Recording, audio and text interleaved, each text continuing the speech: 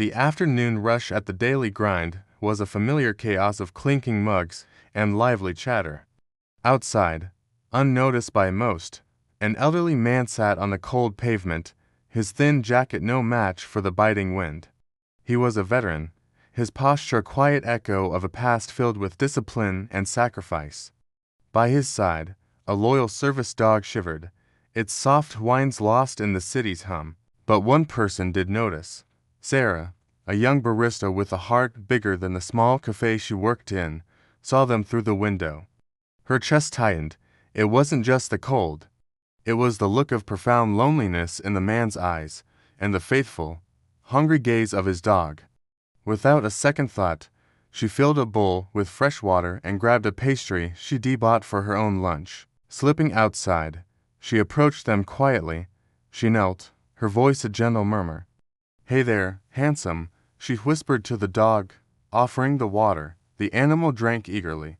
She then broke the pastry, giving a piece to the grateful pup and offering the rest to the veteran. He took it with a hand that trembled slightly, a silent thank you passing between them. Suddenly, the cafe door flew open. "Sarah, what do you think you're doing?" Her manager, Mark, stood there, his face a mask of fury. "You can't just give away food. And that animal, in a loud near the entrance. It's against policy." The cafe chatter died down. Every eye turned to the scene unfolding on the sidewalk.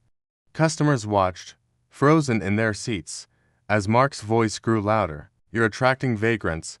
This is a business, not a charity." Sarah stood up, her small frame radiating a quiet dignity. "He's not a vagrant. He's a person. And his dog was thirsty. I don't care." "You're fired. Get your things and go," Mark shouted, his face red. Tears welled in Sarah's eyes, but she refused to let them fall. She untied her apron, the familiar fabric feeling foreign in her hands. She laid it on the counter, took one last look at the cafe, and walked away, the weight of injustice heavy on her shoulders. Silence descended. The customers exchanged uneasy glances. Mark huffed, disappearing back into his office.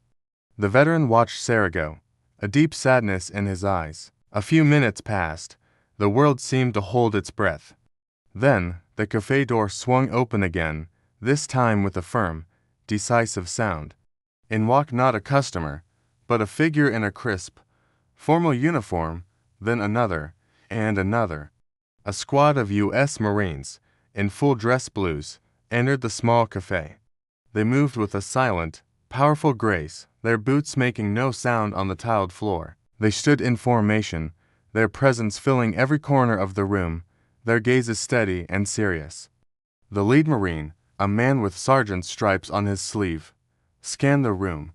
His voice was calm, but carried an authority that cut through the silence.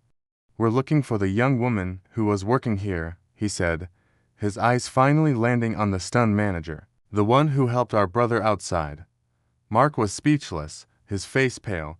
The customers stared, mouths agape.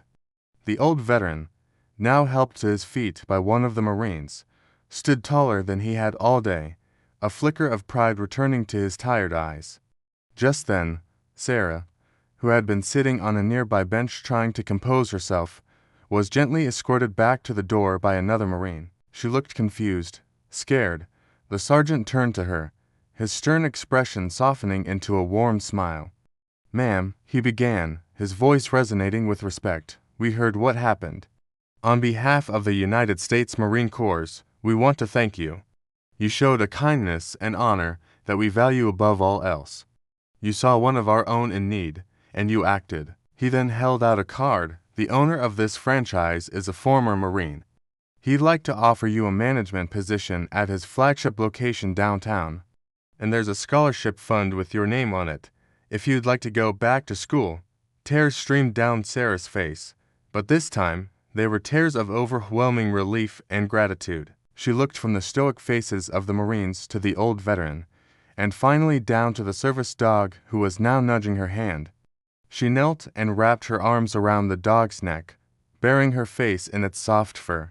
The world had seemed so cruel just moments ago, but now it was filled with an impossible, Beautiful light.